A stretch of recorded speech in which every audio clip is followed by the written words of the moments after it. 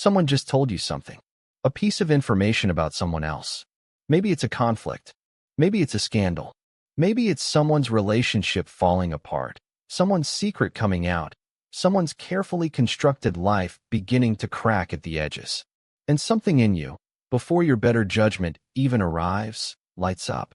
Not because you're cruel, not because you want anyone to suffer, but something in you leans in. Something in you wants to know more. And then you feel slightly ashamed of that. And you tell yourself you're just concerned, just curious, just keeping up with what's going on. You already know that's not entirely true. Almost everyone has this response. Almost nobody talks honestly about it. And the reason it happens is not about character. It is not about being a bad person. It goes somewhere much older, much deeper, and much more biologically fundamental than the simple pleasure of other people's problems. Let's start with something the brain genuinely needs. Something that most people would never associate with drama, with gossip, with the secret guilty pleasure of watching someone else's situation deteriorate. Novelty, relevance, threat assessment. Your brain is a prediction machine. Its entire operational model is built around one core function: anticipating what is going to happen next and preparing for it. To do this effectively, it needs information. Specifically, it needs two kinds of information above all others: information about threats and information about the social environment. Who has power, who is losing it, who is doing what to whom, and what the consequences are. Gossip, drama, social conflict, these are not trivial. To the threat prediction system in your brain, they are some of the most relevant information available. Who is falling out of favor? Who can no longer be trusted? Where the power is shifting? What behavior leads to what consequence? This information has survival value. It always has. And your brain rewards you for seeking it and consuming it. In the 1990s, evolutionary psychologist Robin Dunbar proposed that gossip, social information exchange about other people, was the human equivalent of primate grooming. Chimpanzees and other primates maintain social bonds and monitor group dynamics through physical grooming. Humans, who live in much larger social groups than any other primate, needed a more efficient system. A system that could maintain relationships and track social information across a group too large for physical contact alone. Language evolved, in part, to serve this function. In gossip, sharing information about who did what to whom, who is trustworthy, who has violated the group's norms, is one of the primary ways that social information is distributed and social bonds are maintained across large human groups. This means that the impulse to engage with drama is not a character flaw. It is a feature, a deeply functional social behavior that evolved specifically because groups that shared social information survived better than groups that didn't. The person who knew what was happening in the tribe, who was allied with whom, who had done what, where the tensions were building, was better positioned to navigate, to protect themselves, and to maintain their standing. Drama is not just entertainment. It is, at the most fundamental level, social intelligence gathering.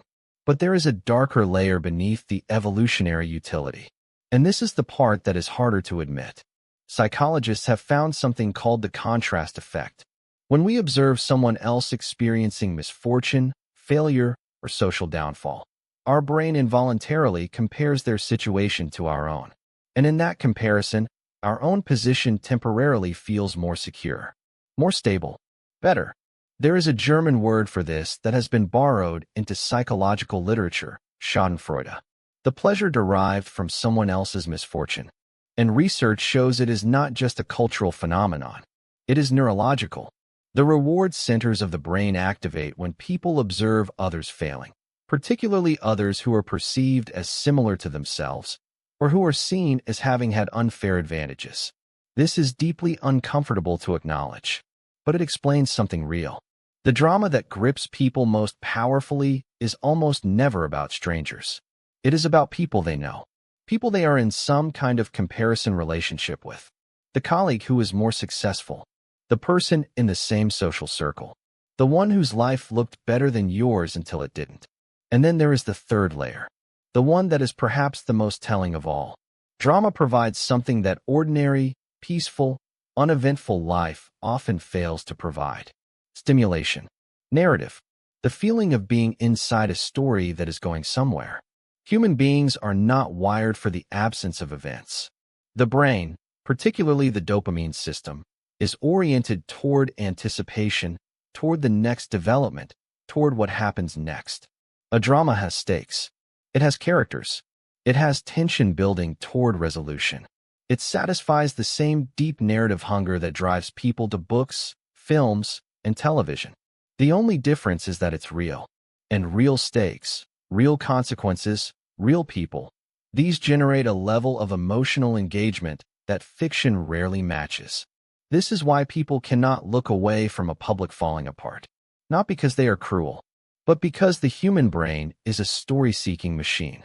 And nothing tells a better story than a real life in real crisis. So what do you do with this? The honest answer is that you don't eliminate the impulse. It is too old, too wired in, too functional at its origin to simply switch off.